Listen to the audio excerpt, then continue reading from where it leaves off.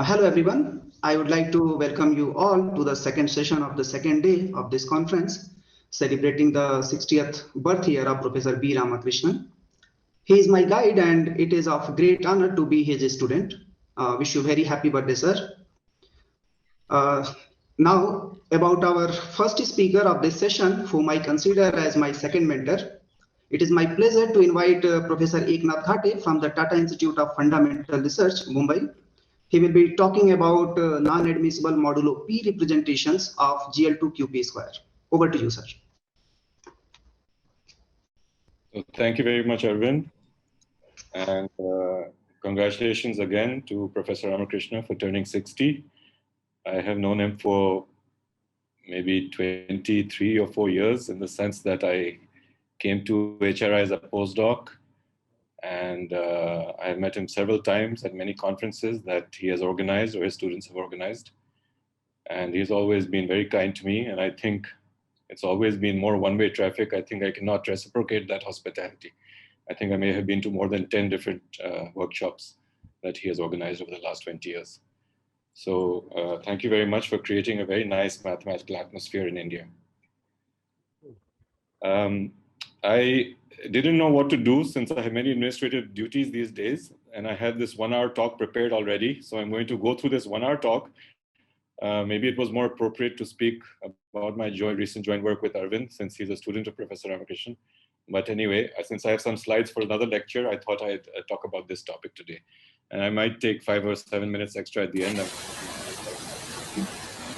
Started on time.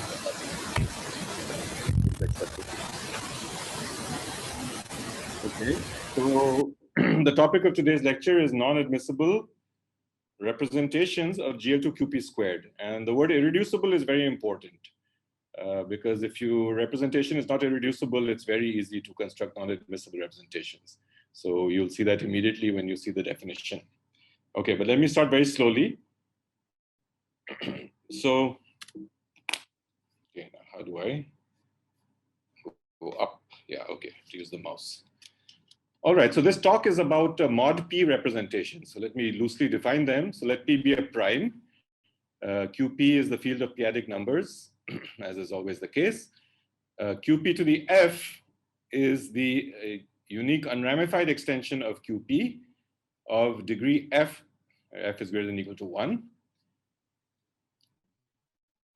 We will mostly be interested in the case f equals 2 towards the end of the talk. So it's just the unramified quadratic extension of Qp that will play a role, but I'll introduce some general theory for general f. So we'll be interested in studying representations of the following group. GL2, very simple group, but the coefficients are in this p-adic field, Qp to the f. Okay, and the important thing is that they'll be acting on vector spaces over not Fp, the finite field with p elements, but the algebraic closure Fp bar.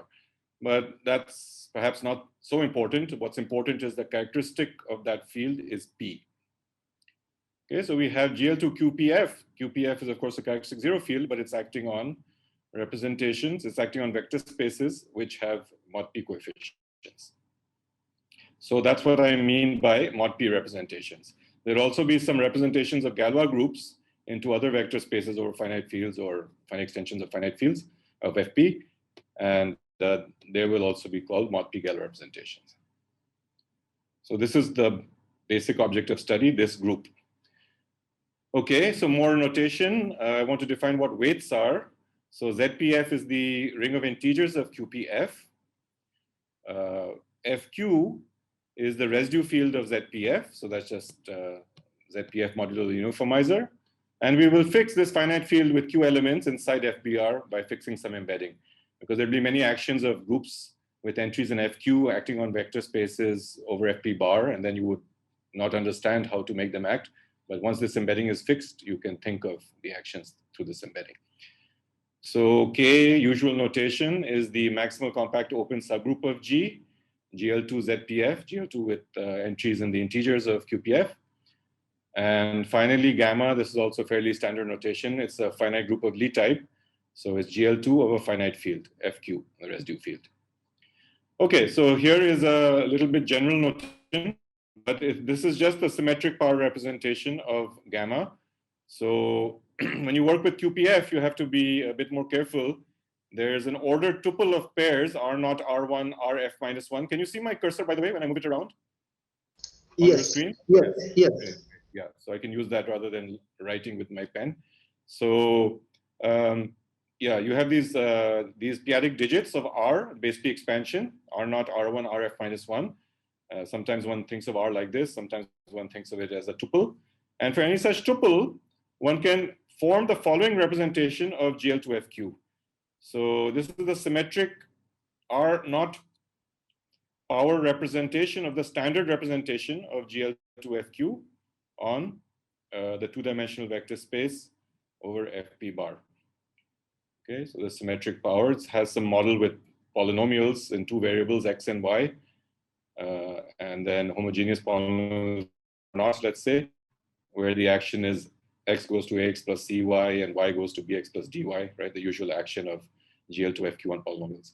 And here we have the symmetric power, but you twist the entries by the Frobenius. So you first do ABCD goes to A to the P, B to the P, C to the P, D to the P, or something like that, and then you make it act. Okay, and these are the tensor products of all these symmetric power representations. So these turn out to be irreducible representations, and you can also twist these by a character, the determinant character, some power of that. And these turn out to be, in fact, all irreducible representations of GL2FQ. So as you vary R from 0 to Q minus 1 as an integer, so all these p-adic digits keep changing, and S varies between 0 and Q minus 2, these powers, you get all irreducible representations. So these are called the weights of K. Irreducible representations of K are called the weights of K. So they play an important role throughout what I'm going to say.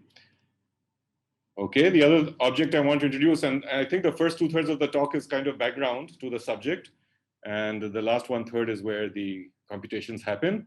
So some general theory, Z is the center of G, so that's just QPF star. And we look at this quotient G mod KZ. So this has a very nice geometric picture because GL2 QPF acts transitively on the set of lattices, ZPF squared modules inside QPF squared. It acts transitively on those lattices. And so each of these vertices here represents a homothetic class of lattices, of a lattice.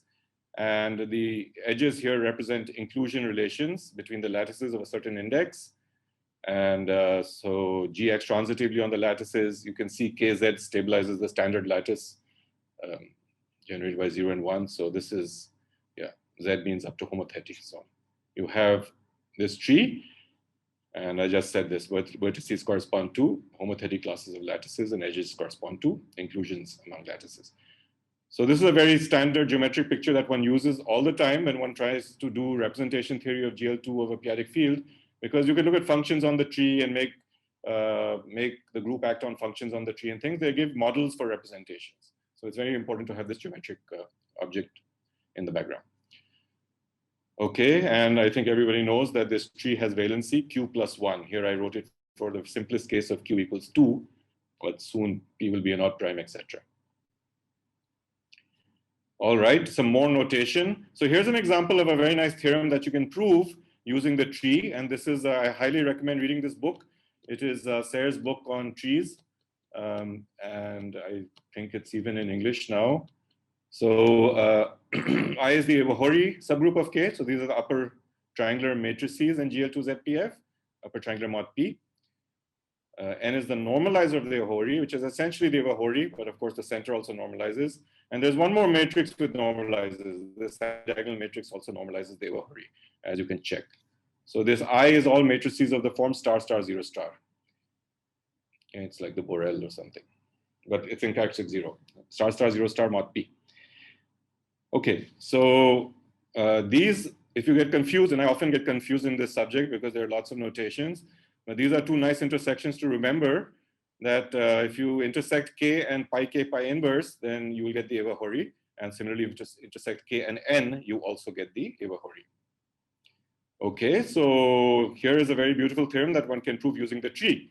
It turns out that the subgroup G0 of G, GL2QPF, so these are all basically GL2QPF, it's just the determinant of G is in ZPF star.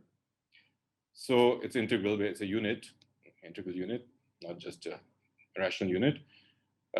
This group can be written as an amalgamated product of two groups, K and pi K pi inverse. And remember, K and pi K inverse intersect along I. So this kind of makes sense. This is an amalgamation of G1 and G2 along H, where H is a, and this can be proved by showing that K is the stabilizer of the standard vertex. This is the stabilizer of vertex, which is one length away, and I is the stabilizer of the edge connecting them. So just for some generality about trees, you can prove this beautiful fact. This is explained in Serre's book. And it maybe goes back to Ihara, and Titsa generalized this quite a bit. Okay, so why is this important for us? It's important because if you want to construct representations of a group like G, you could construct representations of K and representations of N. Remember, N is not exactly pi K pi inverse, but it's close to it. And so if you can construct representations of K and N, then you can glue them together and get representations of G by this theorem. So I'm not giving the complete proof of this fact, but you can believe this by looking at this fact here. Okay, and also there's this word smooth that comes up later. If the representations that you have are smooth of K and N, then the representation of G that you get will also be smooth.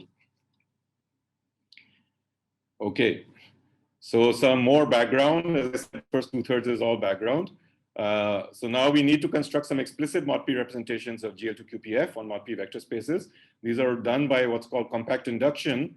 So we take a weight, or any representation actually, but usually sigma will be a weight, an irreducible representation of gamma. You pull it back to K, Kz, make Z act, this element act trivially. So it's now it's a representation of Kz. And then you look at the following cover. So Kz acts on G, that's the tree. Kz acts on sigma, that's the vector space on which has this Kz action by hypothesis. You project to the first factor, that's the tree, and you can look at sections of this cover. So all functions going from the other way, which when composed with this projection are basically the identity map. Those are the sections, and they form a nice G module.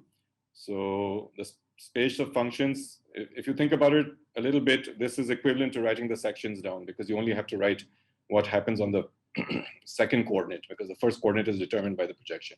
So when you're giving a section, you have to just say what happens to G to sigma. So you have all these functions from G to sigma, which are left invariant under Kz. In this following sense, they're not always left invariant, because if the action is trivial, they're left invariant. But if the action is not trivial of Kz, then you have this action of H dot F of G. Okay, and also there's this slightly technical condition that F is compactly supported mod Kz, which I will not explain here maybe, but I'll explain it in some easy examples in a second. So these functions form a G module by acting on the right, because this is a condition on the left. So on the right, we have a G action, and these functions form a representation in a mod P vector space. I mean, over a mod P field. So a very simple case is when sigma is the trivial representation, then f of H G is just f of G, and then these are just functions on G mod Kz, which is the tree. So you can just think of these as functions on the tree. So these are somehow similar to the graphs that came up in the morning talk maybe. And we also have Heck operators and things. And I'm not sure the Heck operator came up exactly in the same context as it's about to come up now. But there is a Heck operator acting on the tree and more generally acting on these sections. Okay, and it's a very simple operator. In the case of the trivial representation, it's the sum of neighbors operator. So if you have a function and you want to get another function, the value of the function, the new function at a point will be the sum of the values of the old function at the neighbors of that point. Okay, that's the Heck operator on a graph, and it generalizes to functions on sections for any sigma. Okay, so we have a Heck operator also. The nice thing about it, nice exercise to do is that this operator is injective but not surjective. It's also G, it's also a G equivariant map. So the kernel and co-kernel are interesting G modules.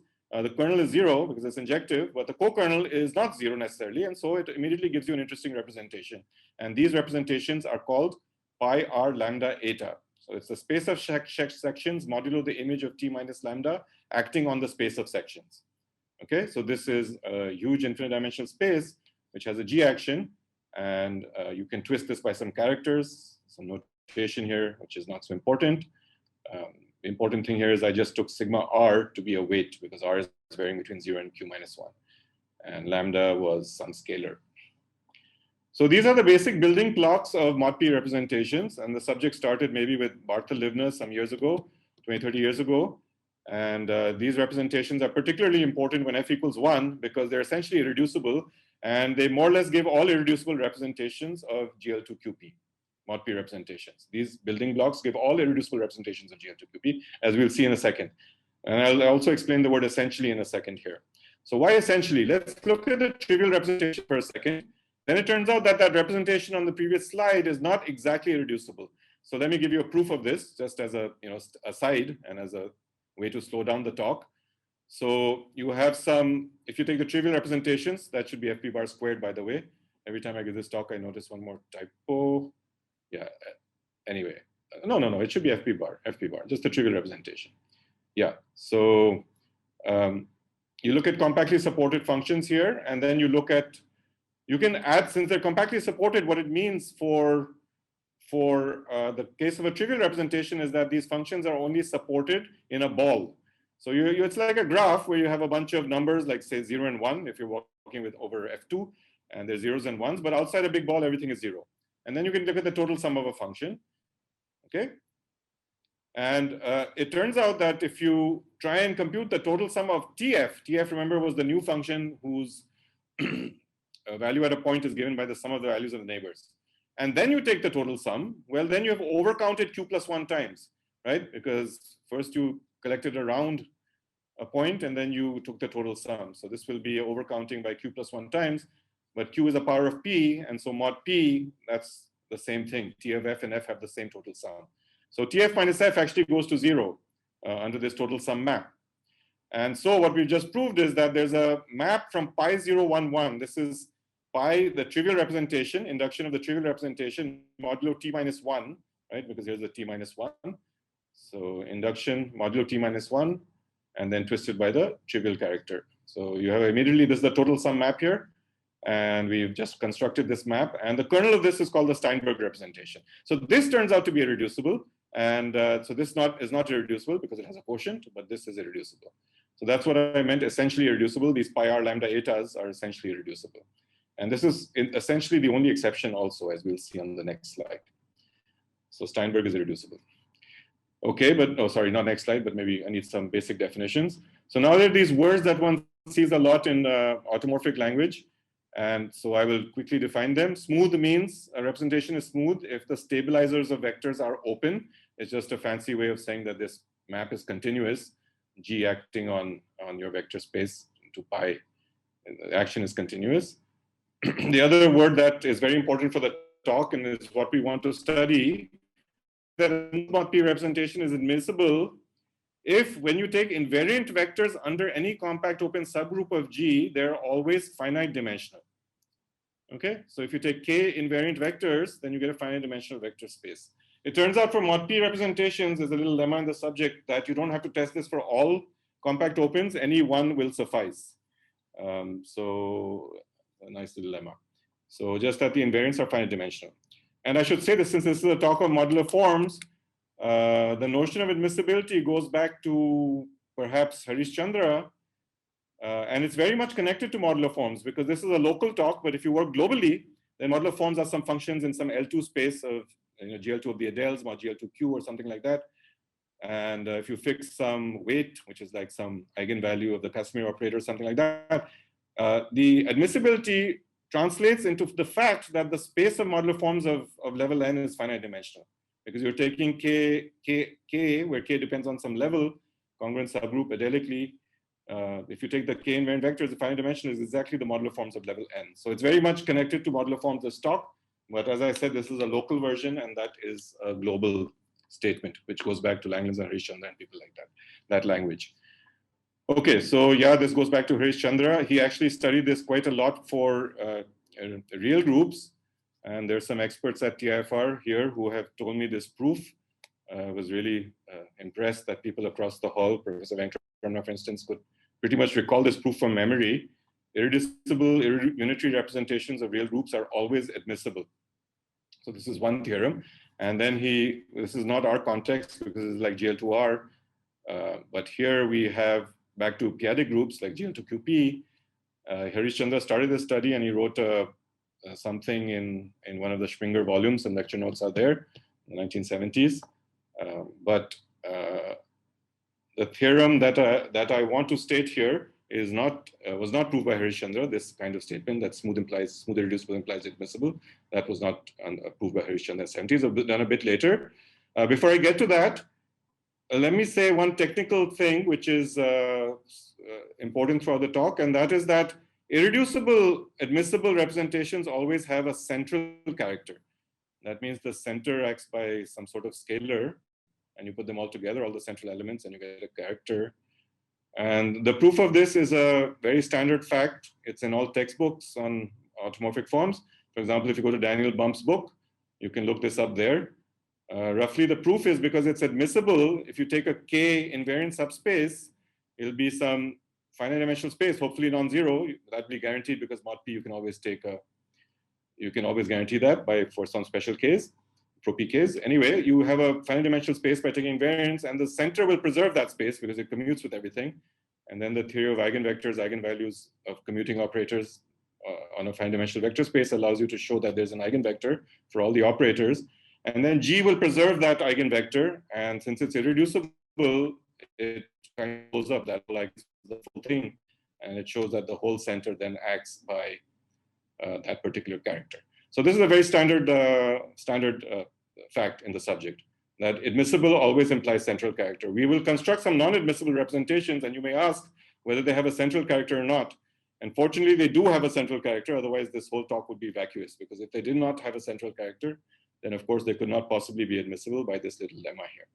Okay, so later we will construct some non-admissible representations, but they too will have a central character. So they are interesting, genuinely sort of interesting. They're not non-admissible because they don't have a central character or something. Okay, so what is the classification for f equals 1 using those basic building blocks? So some notation, you fix a character, and then Barthel-Libner and Breuil classified all the smooth irreducible representations of GL2 QP with central character. They're the one-dimensional ones. They're the Steinberg, which I defined on a previous slide. There are these principal series pi r lambda. The important thing here is lambda is non-zero. So it's non-zero scalar. And as I said, when lambda was equal to 1 and r is equal to 0, then this was not irreducible. The Steinberg was a proper sub, but it's already listed here in point 2. So we have to throw away some exceptions here. And finally, you have the supercuspils, which are pi r 0 eta, where lambda is 0. And you may ask, why are these called principal series? Because they look like compact induction. They don't look like they're induced from the Borels, but there's this isomorphism, which I won't comment further on. It's just a remark. So the notation anyway is going to be explained later in the talk, but they are really principal series. Okay, so we have a complete classification for GL2 QP of all the smooth irreducible representations with central character. And it turns out that if you take K invariant vectors, then Breuil showed that each of these representations is in fact admissible. Okay, so that's actually the, did I ever say that somewhere? I should say that. Yeah, first line here. Each mod P representation for GL2 QP is admissible. This is a fact proved by Breuil. Just by direct computation, he just looked at the invariants and he found that they were always finite dimensional. And meanwhile, a little bit later, Berger proved that every irreducible anyway has a central character. So you immediately get the following statement at the top of the slide, that smooth plus irreducible implies admissible, because these things all have central characters, and then by direct computation, they're all admissible. Okay, so we get this theorem that every smooth irreducible mod P representation of GL2 QP is admissible. And this is not maybe surprising to people, because this kind of theorem has been around, as I said, since Harish-Chandra's time. Irreducible implies admissible. And it's also known for p-adic groups now after Harish-Chandra, who did this for real groups by Bernstein and Jacquet, and who worked over the complex numbers, but even Vigneras, who worked over any field, any field in the target, which is not characteristic P. For example, an L-adic field for L not equal to P, or the complex numbers, or whatever you want. So it turns out that all smooth irreducible representations of GL2 QP over any field, as long as the characteristic of that field is not P, they're always admissible. And that has generalizations to reductive groups and things too. These theorems, Vigneras' theorem is for general reductive groups. So it came as a big surprise that this is definitely not always true, not perhaps anymore. So the question was, does smooth irreducible always imply admissible? And I think Daniel Lee shocked people by showing that this is false in general. And it's false when you take mod p coefficients. So I'm going to just state things in reverse chronological order here, because the simpler cases were done a bit later. So here's one theorem that one can put forth. This is the next simplest case. Look at GL2 Qp squared. That's the simplest p-adic group after GL2 Qp, maybe. And we construct non-admissible, smooth, irreducible mod p representations of GL2 Qp squared. Okay, so that is what I will construct in this talk. And our construction is very much based on a previous method of Lee, who constructed non-admissible, smooth, irreducible representations of GL2 QPF for each f greater than or equal to 3. His proof didn't work for f equals 2, so we had to do something, and this is joint work with Mihir Sheth, who's now a postdoc in Bangalore, Indian Institute of Science. He was here at the time in TIFR. Okay, and the proof uses what are called diagrams, and these have also some history, but in this context, they were introduced by Pascunas and Roy in their book in 2012. So I will now start beginning to talk about diagrams to give you an idea of how these theorems are proved. Maybe I'll pause for 10 seconds to ask if there are any quick questions. Hello, sir. This is Moni here. Hello. Yes, go ahead, please. So could you please go to the previous slide where you stated that result of Burger? Yes. Yes.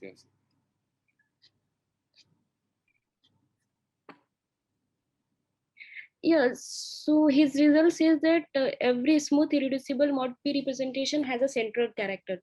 So from here, can we conclude that this representation is admissible? Right? From here, can we conclude? Or? Yeah, not directly, because once it has a central character, you still have to classify all the smooth irreducible representation with central character. But that had been done before by Barthel-Livna and Roy. So directly you cannot, but once you have, they have a central character, then you look at Barthel-Livna's paper. He has a list of 4 families, and you just directly compute the invariance, and you see they're always finite dimensional. So that's how the proof works. It's really a computation. Okay. Thank you. Sure. Any other questions?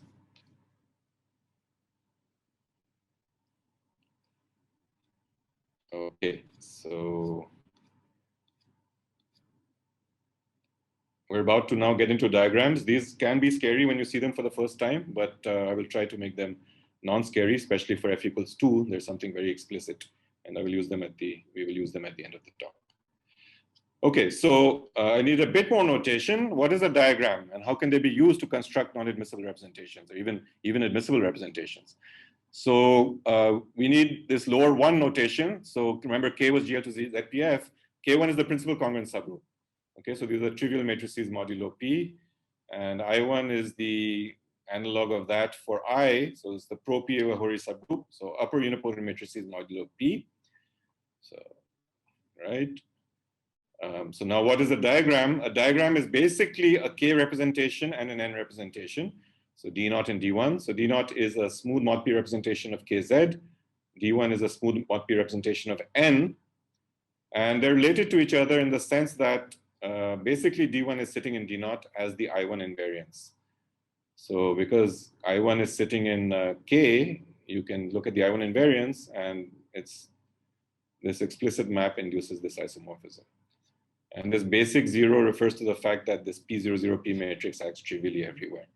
Even that's not so important for this talk.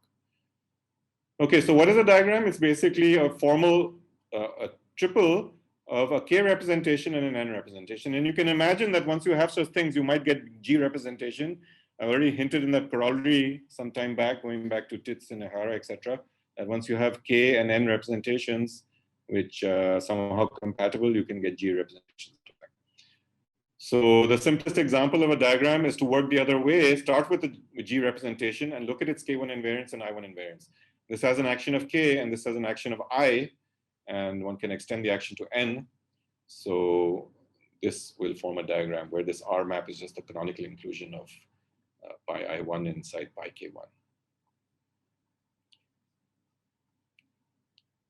Okay, so here is the theorem that Bro and Pascunas prove in their big book from 2012 in the Memoirs of the AMS.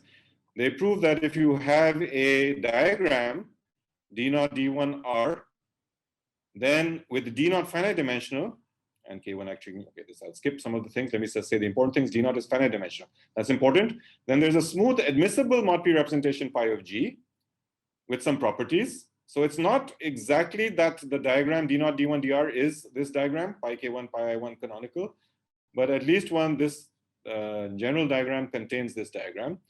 So that's one property. Then pi is generated by D0 as a G representation. And the socle of pi, which is the largest semi-simple K submodule of pi, and direct sum of all the weights basically in pi, that's equal to the socle of D0. Okay, so this is their theorem. But if you don't like these parts of it, just the loose formulation of this is that given a diagram, you can get a mod P representation out of it. So it's a way to construct mod P representations. Okay, so here is the proof. Maybe I will say this very quickly. So what one does is one takes the injective envelope of D0 and one extends the action of I to n on the injective envelope. And then because now you have an action of n and of k on this injective envelope, by the corollary of Ihara and Tit, you can now extend it to G, and you get a G representation, and this is basically the construction. And finally, you take pi to be the mod P representation generated by D0 inside this injective hull. And for the third property, the socle of pi is not too big because it's sitting inside the socle of omega, which is the injective hull, and the injective hull doesn't change socle, so you get this property immediately. The socle of omega is just the socle of D0 by this property here. So socle, you get 3 also. I mean, this is the definition. We take pi to be the representation generated by D0. Okay, so this is the idea of the proof in their book, how to construct G representations. And now, how do we come up with diagrams? So coming up with diagrams is not so easy, but there's a way to do it using Galois representations, which will somehow play an auxiliary role in this business. So let P be odd from now on, and let GQPF be there are lots of G's in this talk, but this one is GQPF, the Galois group of QPF, absolutely the Galois group. We fix a mod P representation of the Galois group called rho, and we'll assume it's generic. I won't define that here. Most representations are generic. And so given a rho, one expects that there should be a pi attached to it, a mod P representation pi, by some kind of local Langlands correspondence, which hasn't really been proved yet for GL2 QPF. But anticipating such a correspondence, Buzzer, Diamond, and Jarvis associated a set of weights, d rho to rho, which comprise the K socle of pi. Okay, so at least there's a recipe of some properties of this correspondence without knowing that this correspondence exists. So let d rho be the K irreducible K representations showing up in pi, which are called the diamond weights. And from the diamond weights, we will now construct a K representation. So what we do is we look at the unique finite dimensional mod P representation whose socle is exactly the diamond weights. It's the sum of all these weights. I'll make all of this very explicit for F equals 2. So this more detail in an example in a second. And moreover, each weight sigma in D, each diamond weight occurs exactly once in D0 rho. So, and then you take the largest one with respect to these properties. Okay, so it turns out such a thing exists. And that is what is going to be D0 rho. So remember, we're trying to construct diagrams. So we started with a Galois representation, and we now constructed a D0 rho, which is the first entry in that triple. So it turns out that D0 rho is multiplicity free. That's maybe not so important here. Then what about D1? Well, you restrict it's a gamma representation, so you can inflate to K and then restrict to I. And so as an I representation, you look at the I1 invariance and you call that to be D1. So now we have D0 and we have D1, just starting from a Galois representation rho. Okay, and now how do you put, so this is an I representation, you need to make it an N representation because in diagrams you have an N representation. So each character of I, which appears here, it turns out that this conjugate character, chi S, also appears there. So that's how you define the N action. You just make the matrix, anti-diagonal matrix capital pi, which is an only interesting element of the normalizer, the anti-diagonal element 0, 1, P0, you take chi to chi S. Okay, so that gives an action of the normalizer onto D1. So this allows one to define an N action, mapping the chi component to the chi S component. So now we've constructed a diagram. We have D0 rho, and we have D1 rho, and we have a diagram attached to this Galois representation. And since it involves these diamond weights, we will call it a diamond diagram.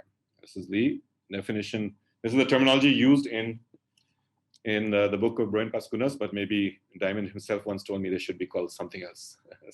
Okay, so anyway. All right, so let's now even be more explicit. What are these mod P Galois representations? Well, they are of two types. The two-dimensional ones, of course, they're reducible. And to define them, we need these fundamental characters of level F. So the Galois group of QPF has some mod P characters, and they're given by this Kummer theory formula. You take a PF minus 1th root of minus P, make the Galois group act, and it acts by a root of unity. It's Kummer theory, right? So you get a root of unity, and you can do this for any F you want. We will use this for F and 2F. We also have this other character which showed up in the on some remark previously. It's the unramified character of the Galois group of QP, taking Frobenius P inverse to lambda belonging to FP bar star. So on inertia, it's trivial, but the geometric Frobenius is mapping to lambda. So in terms of these two characters, one can describe all the representations, two-dimensional representations of the Galois group of QPF, semi-simple ones. So there's reducibles, two characters, direct sum of two characters, or notice the important thing here is this omega F, or you have irreducible ones in which you take in induction of omega 2F, this fundamental character of level 2, but 2F, not 2, but 2F. And you induce it from the Galois group of QP2F to QPF. And you have some conditions to make it irreducible. Q plus 1 by C. C is the power of that representation. So these are all possible two-dimensional representations of the Galois group of QP, which are semi-simple, direct sum of irreducibles.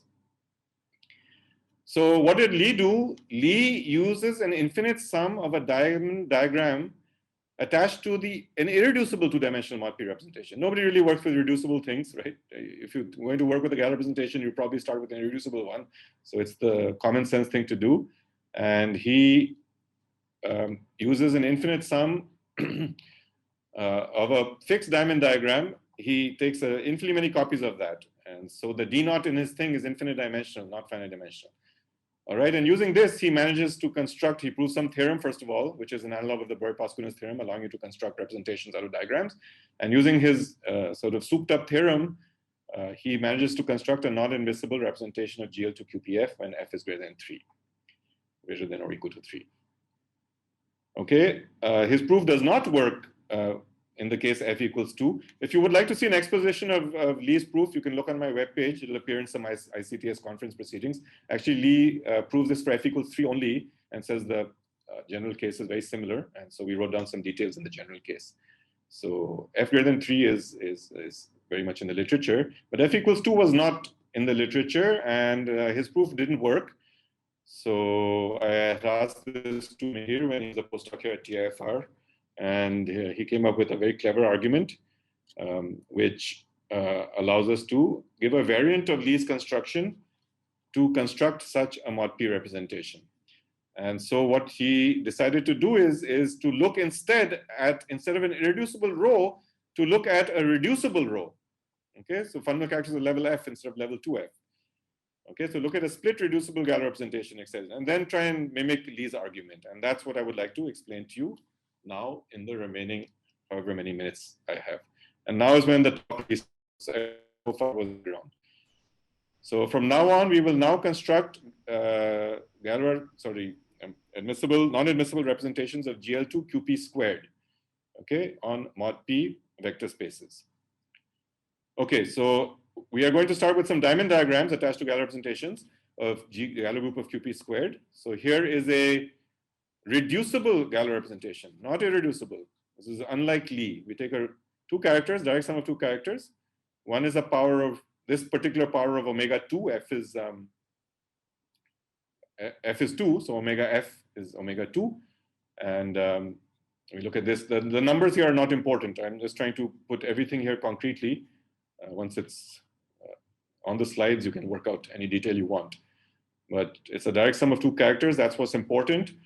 And it attached to this row, what are the diamond weights? Remember, if there's a mod P local Lagrange correspondence, not been proved yet, that there's a pi attached to this. But if there was a pi, you could ask what sigmas appear in pi. Irreducible sigmas for k appear in that pi. Well, this sigma appears. This is going back to the notation on one of the first slides. This is a weight. It's a two-ordered pair of two tuples, tensor some power of determinant. So this is an irreducible representation of GL2 FP squared. And here's the conjugate representation. And then here is another representation, just R0, R1. And here's another one. It turns out that the diamond weights are given by this complete list of weights. There's 4 of them. And I had forgot to perhaps read that there are 2 to the F diamond weights for general F. So when F is 2, there are 4 diamond weights. And then you just keep copying all the general theory from the previous slides. We fix the diamond diagram, D0 rho, D1 rho R attached to rho. Okay. And remember that the D0 part was indexed by the socle of each of the terms was a direct sum of sigmas in the diamond weights. So what we do is of each part of the diagram, D0 part, there's a D0 new part. I'll even make this explicit in a second in our case. So you just have a direct sum of D0 news, one for each diamond weight. The socle of this part is just new. So just break it into weight by weight. And now we don't take the full diamond diagram, we take a sub-diagram. So we just take the sigma and sigma s part, which is why on the previous slide over here, I didn't give this weight and this weight a name, because I'm only going to restrict to 2 of the weights.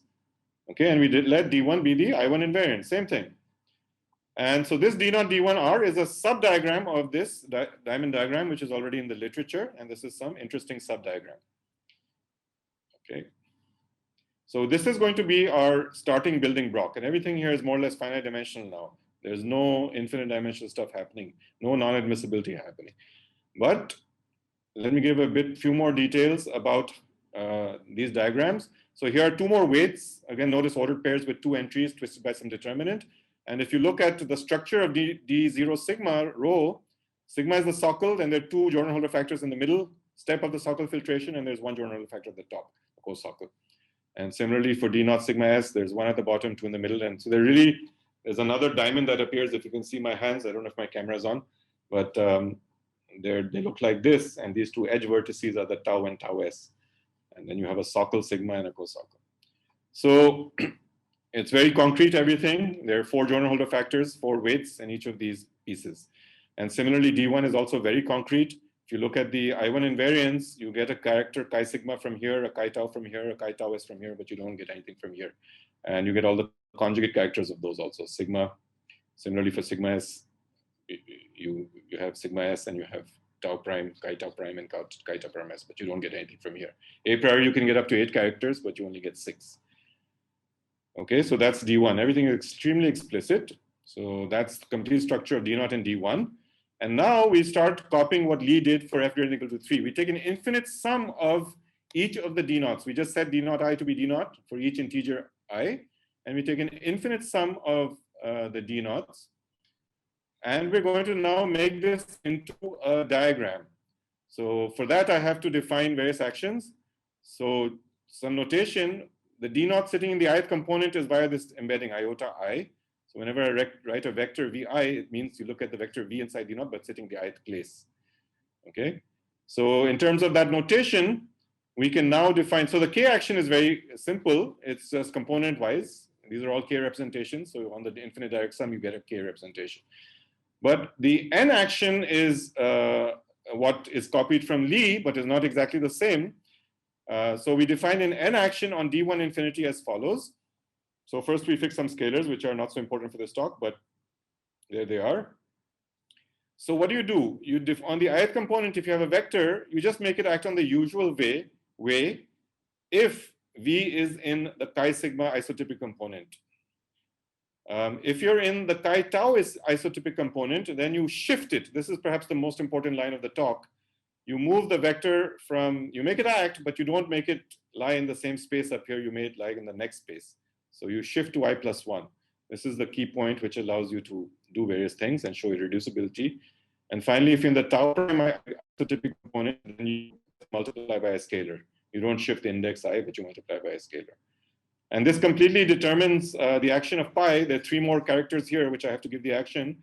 But if you did say that pi squared has to act trivially, then pi inverse just does the opposite of pi. Okay, so this completely determines the action on the other 3 characters also. Okay, so this is our definition of what the n action should be on D1 infinity. So now we have a diagram, D0 infinity and D1 infinity, and the canonical map, and we should be able to get a pi out of it. But remember, unfortunately, Borey-Pascunis's result was for finite dimensional D0. But Lee has shown how to prove a similar theorem for infinite dimensional D0. So here's the following variant of it. So given a diagram with D0 possibly infinite dimensional, I'll read it fast. Same, it's exactly the same theorem. Then there's a smooth mod P representation pi of G. I didn't say admissible anymore. It may or may not be admissible, such that it contains the diagram. This term contains the diagram. It's generated by D0 infinity as a G representation, and the socle is the same. And the proof is almost identical. Okay, so instead of taking the injective hull of just one D0, you take the direct sum of the injective hulls of all the entries. And the n action is moving between coordinates a little bit, because remember, we define the n action on D1 to move between coordinates. So the n action has to be extended suitably to move between coordinates. And now you have an n action and a k action, so you get a g action by that corollary at the beginning of the talk. And so this is how you get a pi out of this diagram. Okay, very good. So the claim is the following, that any such pi constructed by the previous theorem has to be in fact non-admissible. Okay, and I am over by 1 or 2 minutes, but I'll just take 2-3 minutes more. Yeah, sure. Actually doing well for time. Actually, I thought I'll take 15 minutes more, but I went a bit fast. So yeah, thank you, Arvind. So just 2 minutes more to give the proof. So the claim is that any non-admissible pi is actually, sorry, any smooth irreducible pi is actually non-admissible. Okay, so that's what we have to prove, and also irreducible. So let me just stare at this for a second and pause.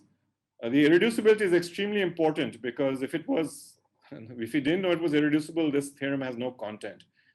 For example, if you take the direct sum of the trivial representation infinitely often, that's highly reducible, so it's not irreducible. And it's not admissible also, right? Because invariant vectors are just everything. So that's infinite dimensional. So you want your representations to be irreducible, then only there are interesting statements about whether they're admissible or non-admissible. So we have to check that it's irreducible, and we will also show it's not admissible. Let's deal with the non-admissible part first. That's very easy. So we have to check the K1, some invariance under some compact open. Let's take K1. So the K1 invariance, the socle is always contained in the K1 invariance. It's K1x trivially on the weights. And what is the socle? Well, as a K representation, it was just D0 infinity, right? With a direct sum of all these D0s, one for each I. And each of the socles had a sigma and a sigma s. So this is infinite dimensional, like sigma plus sigma s infinitely often. So it already, this pi K1 already contains infinitely many copies of sigma and sigma s. They're all finite dimensional vector spaces themselves, but infinitely many copies of them is infinite dimensional. So this blows up and you get something infinite dimensional. So this is not admissible. On the other hand, the claim is that this is irreducible, and this is the subtle part of the argument. So to show this, one takes a pi prime sitting in pi, and one has to show non-zero, and one will then wind up showing that pi prime equals pi. So how to do that? Just starting from a pi prime sitting in pi, we have to show pi prime equals pi. So the first remark is that non-zero representations have non-zero socle. This is a little lemma, not so hard. And we already saw what the socle of pi was. So the socle of pi prime is sitting in the socle of pi, and I just computed it over here without really saying it. It's just the direct sum of sigma plus sigma s. Not really writing it down. It's the direct sum of all of these. So that means if it's non-zero, then this socle of pi prime has to contain a sigma or a sigma s. Okay, so without loss of generality, let's assume that sigma is actually in pi prime, in the socle of pi prime. Okay. Remember, we have to show pi prime is equal to all of pi, and we managed to show that some little part, well, not by hypothesis almost, some little part of pi prime is now sitting inside pi prime. Some little part of pi is sitting inside pi prime, this weight sigma. But we have to show that pi prime is equal to all of pi. So we use the following proposition now from the Breuil-Pascuna's book. I stated this as a proposition, but this is actually using almost the entire theory in that book. Maybe it's more than 100 pages. And it says a very simple statement. It says that if sigma is sitting in pi prime, as we've assumed, I'm going to make a further assumption that it's sitting at the ith place. So if sigma is sitting in pi prime at the ith place, then d0 sigma s, the sort of companion weight, but the entire part of the diagram above that weight is also sitting in pi prime at that index. This is a proposition that we're going to use, and which they use in the fine dimensional case to prove irreducibility. A similar statement holds for sigma s. If sigma s is sitting in pi prime, then d0 sigma sits in pi prime. I'm going to use both these statements. And the proof is now over by the following slide, following picture. So remember, we assumed sigma was in pi prime, so we already have this. If you can see this little sigma here, it's sitting in the ith index. This is our assumption. It's sitting in pi prime. Okay, but now by this proposition, since sigma is there, then d0 sigma s is also there. So you have this entire part of the diagram also sitting inside pi prime. Okay, but now we can apply this proposition with sigma replaced by sigma s, and then you'll get this part of the diagram also there. Okay, so I applied the proposition twice, once to sigma and once to sigma s, and we got this much of pi sitting in pi prime. Now we use this trick of, since tau is there and that capital pi operator raises the index by 1, you know that the tau s is also there, because the character chi tau is there, so chi s is there, and therefore tau s also has to be there, and therefore sigma sitting under it has to be there. This is by the shifting of indices. You know that this character has to be there, and working negatively, because you have a tau s here, this tau has to be there at I-1 at index. But now again, we can apply this proposition at I+1 and at I-1, and we get this part of the diagram from this sigma, and from this sigma s, from this sigma, we get this sigma s, and this part of the diagram. So this sigma gave this part of the diagram, this sigma gave this part of the diagram, by this proposition. And then you can go to sigma s, and you get this part of the diagram also by applying the proposition again, and dot, dot, dot, dot, dot, keep going, and you will get all of d naught infinity sitting in pi prime. But remember, pi was generated by d naught infinity as a G representation, so that forces pi prime to be equal to pi. Right, so this shows that pi prime is equal to pi. Okay, so this is the proof of the irreducibility, and it uses this shifting of indices argument, which goes back to Lie, but in a slightly different way. You may ask what the lambdas were for, and here's the reason. I assumed here that sigma sits in one index, but it could sit transversely in many indices. And then you have to do some argument with the lambda i's. Okay, so I'll leave that part. Sweep that into the carpet. You can look at the paper. Okay, so the last slide. Some remarks. Unlike Lie, we use non-cosocle characters to shift indices. So you remember we used chi tau. Tau was in the middle Jordan-Holder factor. So that's one difference. Some other remarks is you can make this proof work over any field of characteristic P, not only over FP bar, using some work from any Vigneras. And finally, a very important remark to show the whole talk was non-empty. All our representations have central characters, and yet they're non-admissible. If they didn't have a central character, of course, they could not be admissible. But they have central characters, and yet they're not admissible. So this makes it very interesting. And finally, one last remark is that since the pi's that we construct have to be quotients of what are called universal supersingular representations, this pi R01, for the sigma inside the socle, the non-admissibility of the pi that we just constructed forces these representations, which were several slides ago, to also be non-admissible. And this is well known by, it goes back to a long time ago. For example, it's in Broy's ICM talk. And it's also corollary of work on Shen and Wu on lack of finite presentation of some of these representations for GL2QP squared onwards. Okay, so finally, one last question. In this whole talk, we assumed that everything was unramified. QPF was an unramified extension. Can you do this in the ramified case? It's a very interesting question, and things become much more technical here. And perhaps when some people are thinking about this, but I don't think there's been any progress so far on this question. Okay, so here are some references. I'll stop there. Thank you. Thank you very much, sir, for a nice talk. Are there any questions or comments from the audience? So we have a question in the chat which was asked by Subrajit Bhattacharya. He asked that you have mentioned that the notion of diamond weights are dependent. Can you read it, sir? The chat question. Local language correspondences. Is the proof somehow depends on or related to local? Yeah, the thing is that one doesn't know how to construct the local language correspondence, because it turns out for GL2QP, since you have a complete classification of the mod P representations and also of the Galois representations. Galois representations you have in general. I did it in this talk, fundamental characters level 1 or level 2. But the mod P representations have not been classified completely for general GL2QPF, only for GL2QP. And because everything is explicit for GL2QP, you can wind up giving a bijection between them. And that is what is called the mod P local language correspondence of Breuil, and functorial version was given by Coulmez.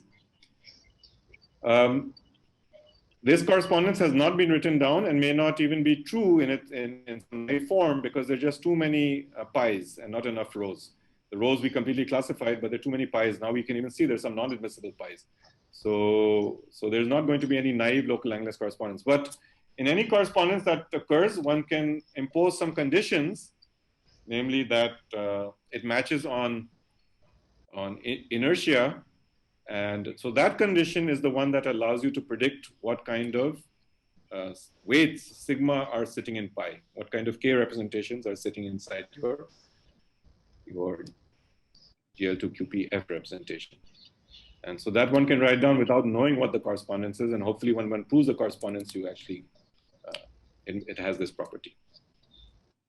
I don't know if I've answered the question, but there's no correspondence. It's just a conjectural set of weights that should exist if there was a correspondence. Yeah. Yeah. Are there any other questions? Can I ask a question, Iki? Yeah, sure. Is this non-admissibility more of an exception or more of a rule? What do people think?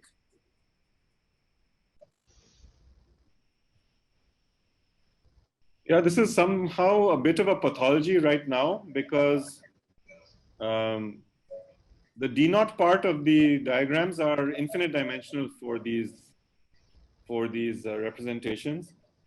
So I don't know. If you want your pi to contain, given a diagram, you want to get a pi where the D0 part is finite dimensional, then these are considered pathologies, because the pi's that we construct, the D0 part of it is, the pi k1 part of it it's not admissible. So obviously the D0 part of it is infinite dimensional. But no one has put any conditions on anything. So there's supercuspidals which are not admissible. It's just a simple fact of life now. So these pi's exist, and I don't know how to say whether it's pathological or not. But I mean, I missed some part of your talk. This is a mod P representation, or it's no? Does it come as reduction mod P, or it is only in characteristic P? Purely mod P. Yeah, mod P representation. So, everything here is mod. What would one? There are some representations which come from characteristic 0 also, no? There are, I guess, yes. Super singular. There are some super singular representations coming.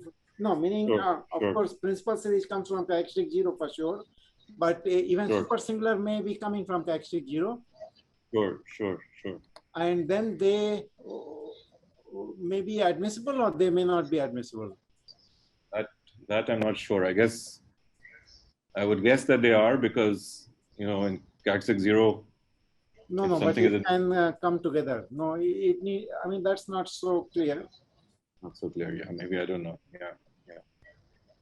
But I think the philosophy right now is that to study as many pies as that one can, and you know, without worrying about any local language correspondence. I mean, the first shock to everybody was that they are not a finite presentation, these GL2 Qp square representations. So finite representation means it's because it's supercuspal, it's a quotient of this induction of the weight mod T. And you would expect the kernel to be also finally generated as a G module, KG module, FP bar G module. But the kernels were not finally generated as a FPG bar module. This was a remark of Schrein. And that already hinted that something is something. Yeah, it's much richer. The theory is much richer. Let's be positive. Much more rich than what one might expect. And then the next question was whether they're admissible or not. And then this Lee sort of surprised everyone by showing that they're not admissible in general. That some pies exist which are not admissible. So, you know, anyone who writes on a local language correspondence at the end of the day has to take in all these either richness or pathologies, depending on your point of view. Take all these pies into consideration. So yeah, I don't know how to answer that question. I'm really sure. Thanks. Thank you. Okay, so let me ask one quick question. So if I remember correctly, the Lee's, the Lee's work will not work for f equal to 2 because he somehow mentioned that the delta orbit has only 1. If you will take f equal to 3 in your case and you start with reducible representation, so can you? That's a good question. Vivek Rai asked this question at the end of a talk, and I think we thought about it, me, Mihir, and Vivek Rai. And I think our proof actually works for, if you start with the reducible split case, you get a uniform proof for all GL2 QPF for f bigger than or equal to 2. But anyway, Lee has done f greater than 3 using the irreducible rows. So yeah, there are many variants. You can play around with this and do some variants of this. Yeah, so good question. You can actually use this to give a uniform proof. It also works in the, if my memory serves me correct, I think we quickly check this. I don't know if Mihir is here today, but if he is, he can confirm. I think we orally checked this once at some point. So I think he's watching on YouTube. Yeah, this is last question in the chat box. There is one more question in the chat box. Can you please see it and? Sure.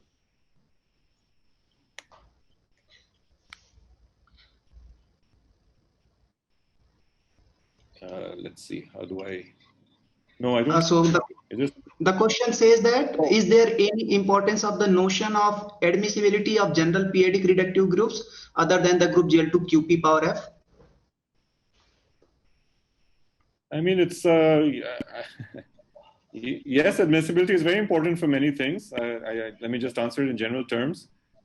I think I gave some global motivation of this, that the notion of admissibility is related to the space of modular forms of a fixed weight and level being finite dimensional. So that to me makes it extremely important, but that's a global reason. And so once you have this definition, you can ask this definition in any context, and one asks it locally also.